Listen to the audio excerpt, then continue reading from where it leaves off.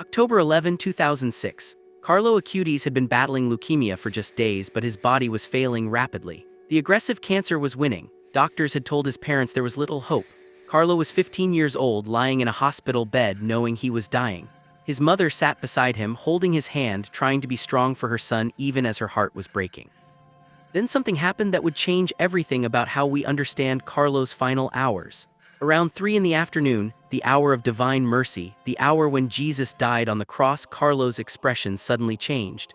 His eyes, which had been clouded with pain and exhaustion, became clear and focused. He was looking at someone that his mother couldn't see.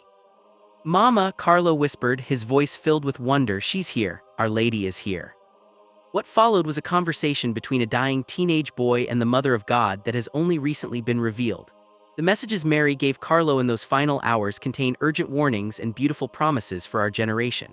And what she told him about his mission, both on earth and from heaven, explains why this young blessed has become one of the most powerful intercessors of our time. If you're ready to discover what the Blessed Virgin Mary revealed to Carlo Acutis just before his death, hit that like button right now. Share this video with everyone who loves Our Lady and wants to understand her messages for today.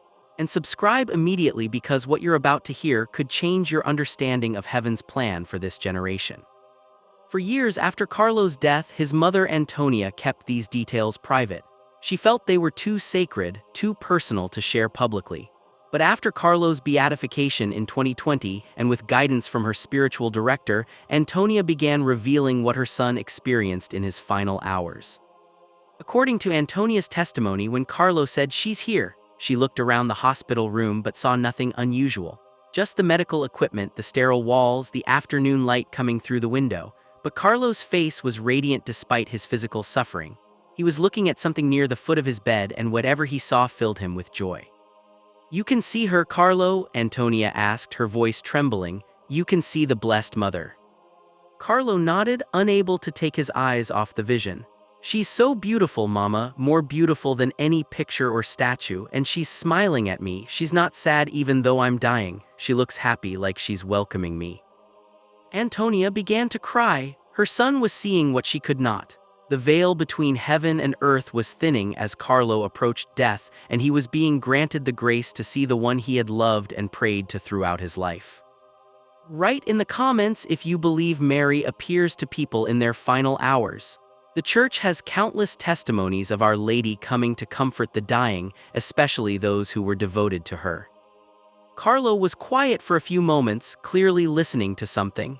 Then he spoke again, and what he said next has profound implications for understanding his mission and our current times. "Mama, Our Lady is telling me not to be afraid. She says dying is just passing through a door, like going from one room into another. She says my real life is just beginning." This message isn't surprising. Mary often comforts the dying with assurances about eternal life. But what came next was more specific, more urgent, and more directly relevant to the mission Carlo had pursued during his brief life. According to Antonia, Carlo continued, "She's telling me that my work isn't finished. She says the website about Eucharistic miracles will continue to bring people back to her son.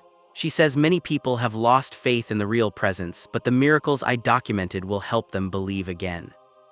Carlo paused, listening. "She's saying that the Eucharist is under attack in these times. Many Catholics go to Mass but don't really believe Jesus is present. Many receive communion without understanding what they're receiving. She's asking me to pray for people to rediscover this truth."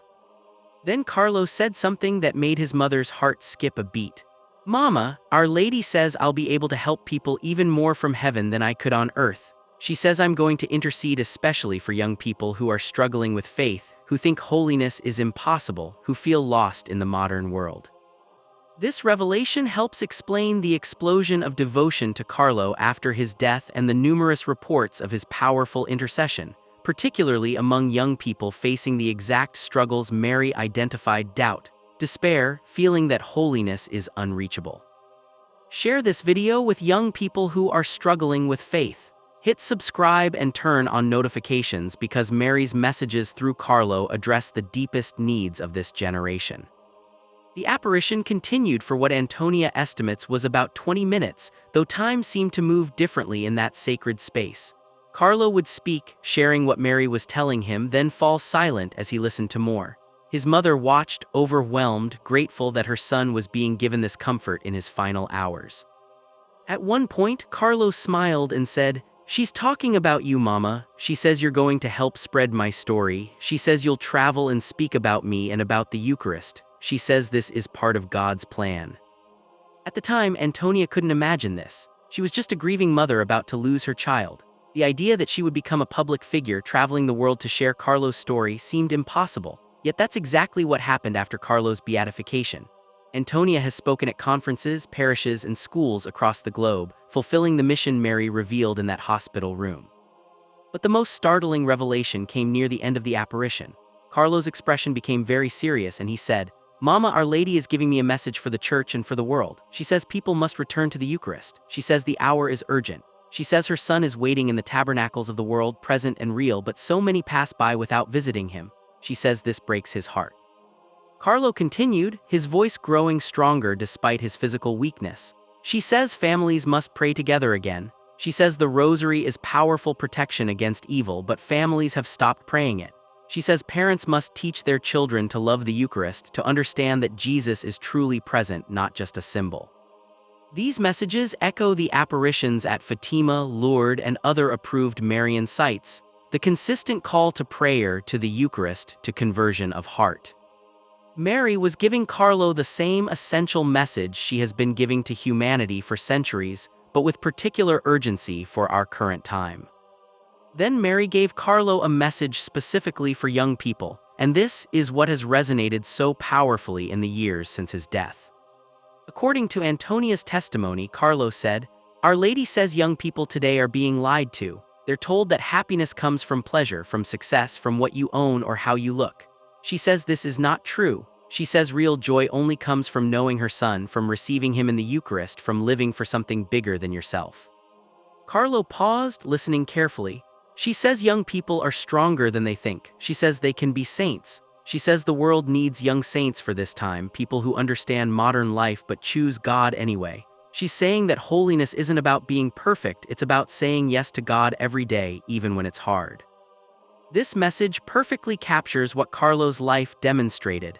He wasn't a saint because he was naturally holy or because he had special advantages. He was a saint because he chose, consistently and deliberately, to put God first while living a completely normal teenage life in the modern world. Leave a comment sharing which part of Mary's message speaks most directly to your own situation. Sometimes articulating what we hear from heaven helps us commit to responding. As the apparition drew to a close, Mary gave Carlo personal messages that his mother has chosen to keep private, sacred communications between the dying boy and the Mother of God.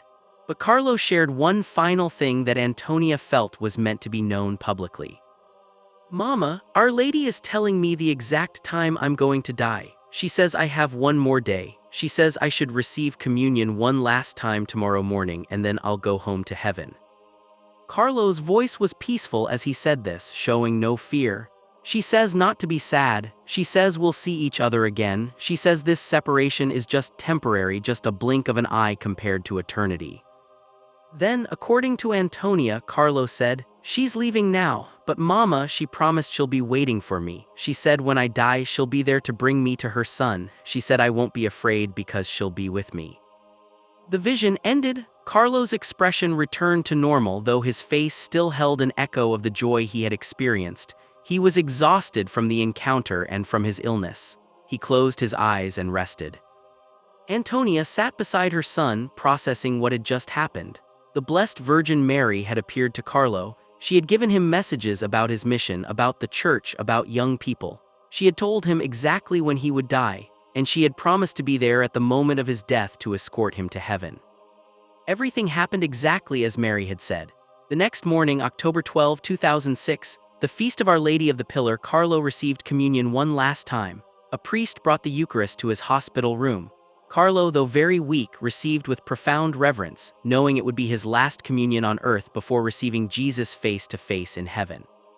Throughout that day, Carlo drifted in and out of consciousness. Family members gathered around his bed. At one point, Carlo opened his eyes and said clearly, "I'm happy to die, I've lived my life for Jesus, now I'm going to live with him forever." As evening approached, Carlo's breathing became more labored. Antonia held his hand, praying the rosary. Other family members prayed with her. The room was filled with both sorrow and peace, sorrow at losing Carlo, but peace knowing where he was going. Then, around 6:45 in the morning of October 12, Carlo opened his eyes one last time. He looked at his mother and smiled. "I see her, Mama, she's here just like she promised. I'm going with her now." Those were his last words. Within moments, Carlo Acutis had died just as Mary had told him he would, exactly one day after her apparition to him. This is the perfect time to share this video with anyone who needs hope about death and the reality of heaven. Subscribe and turn on notifications for more stories that reveal heaven's active involvement in our world. The revelation of Mary's apparition to Carlo before his death helps us understand several crucial things about his mission and about heaven's plans for our generation. First, it confirms that Carlo's devotion to the Eucharist was directly connected to Mary's ongoing mission in the world. Every approved apparition of Mary emphasizes return to the Eucharist, to the sacraments, to prayer. Carlo's life work of documenting Eucharistic miracles was perfectly aligned with what Mary has been asking humanity to rediscover. Second, Mary's message to Carlo about his continued mission from heaven explains the remarkable intercession attributed to him since his death. She specifically told him he would help people more from heaven than from earth. The countless testimonies of miracles, healings, conversions, and interventions through Carlo's intercession are the fulfillment of what Mary promised him in that hospital room. Third, Mary's emphasis on young people becoming saints for this generation shows why Carlo's example resonates so powerfully today. He's not just another saint from the distant past. He's a contemporary witness who proves that holiness is possible in the digital age, that young people can be fully themselves while being fully devoted to God. Fourth, the urgency in Mary's message about returning to the Eucharist should awaken us to the spiritual crisis of our time. When the Mother of God appears to a dying teenager to emphasize this message, we should pay attention. Millions of Catholics have lost faith in the real presence. Tabernacles around the world hold Jesus truly present, yet churches remain empty except for Sunday Mass. Fifth, Mary's promise to be present at Carlo's death reveals something beautiful about how heaven works. The saints don't just pray for us from a distance. They're intimately involved in our lives, especially at crucial moments like death. Mary, as mother of all the faithful, comes to escort her children home when their earthly journey ends. The messages Mary gave Carlo align perfectly with everything she has said in approved apparitions throughout history. At Fatima, she called for devotion to her Immaculate Heart and emphasized the Eucharist and prayer. At Lourdes, she identified herself and called people to penance and prayer. At Guadalupe, she presented herself as mother and pointed people toward her Son. To Carlo, she reiterated these timeless messages but with specific application to our current age. Young people need to know holiness is possible. Families need to pray together. The Eucharist must be rediscovered. These aren't new teachings but urgent reminders of eternal truths that each generation must embrace anew. Some might question why these revelations weren't shared immediately after Carlo's death. Why did Antonia wait so long to reveal what Mary told her son? The answer is simple. Sacred things require time and discernment. Antonia needed to process her grief and understand what God wanted her to share. The Church needed to investigate Carlo's life and recognize his heroic virtue before these private revelations could be properly contextualized. And perhaps God's timing is always perfect. These messages are being revealed now because this is when we most need to hear them. The Church's position on private revelations like this is clear and balanced. Even when the Church approves an apparition, Catholics are not required to believe it. Private revelations add nothing to public revelation, which was completed with the death of the last apostle. However, authentic private revelations can help us live the gospel more fully, can provide comfort and direction, and can remind us of truths we've neglected or forgot. Mary's apparition to Carlo falls into this category. It adds nothing new to Catholic doctrine, but it provides powerful encouragement to live what we already know to be true, that the Eucharist is Jesus truly present, that prayer matters, that holiness is possible, that heaven is real. Write in the comments your prayer asking for Carlo's intercession and Mary's guidance in your own life. Making these requests public strengthens our commitment and encourages others. As we reflect on Mary's final messages to Carlo, we should ask ourselves, how are we responding? Mary called for return to the Eucharist. Are we going to Mass with faith and reverence? She emphasized the power of the Rosary. Are we praying it, especially as families? She said young people need to know holiness is possible. Are we showing them examples and encouraging them? Carlo's response to Mary's apparition was complete trust and surrender. Even facing death at 15, he was peaceful because he trusted God's plan. He had said yes to God throughout his life, and he said yes at the end, accepting death without bitterness or fear. This is what Mary calls each of us to: not dramatic visions or special revelations, but simple, daily, faithful yes. Yes to God when it's hard. Yes to prayer when you're busy. Yes to the Eucharist when you'd rather sleep in. Yes to holiness when everyone around you is choosing something else. Carlo lived this yes, and Mary came to reward his faithfulness by appearing to him in his final hours, comforting him, confirming his mission, and promising to be there at the moment of his death. That same promise extends to all of us who are devoted to Mary and who strive to live faithfully. She is our mother. She will be there when we need her most. She will escort us home when our earthly journey ends.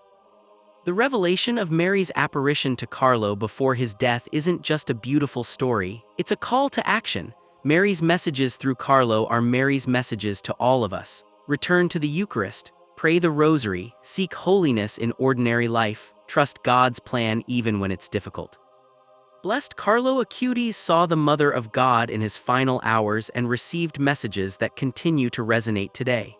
He fulfilled his earthly mission and now continues his heavenly mission of interceding for those who call on him.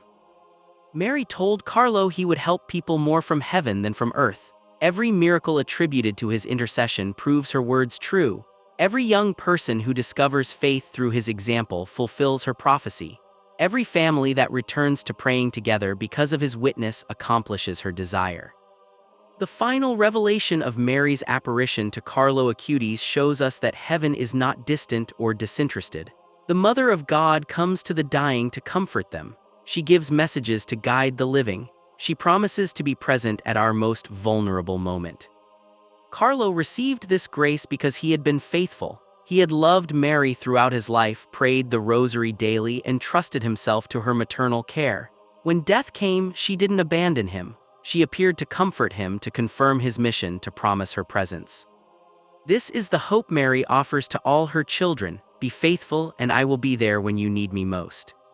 Write Hail Mary in the comments if you're committing to deeper devotion to Our Lady. Your declaration encourages others to do the same. Blessed Carlo Acutis, you who saw the Mother of God before your death and received her messages for our generation, intercede for us. Help us respond to Mary's call to return to the Eucharist. Teach us to pray as you prayed. Show us that holiness is possible in ordinary life, and when our time comes to die, ask Our Lady to be there for us as she was there for you, to comfort us, to guide us, to bring us safely home to heaven. Amen.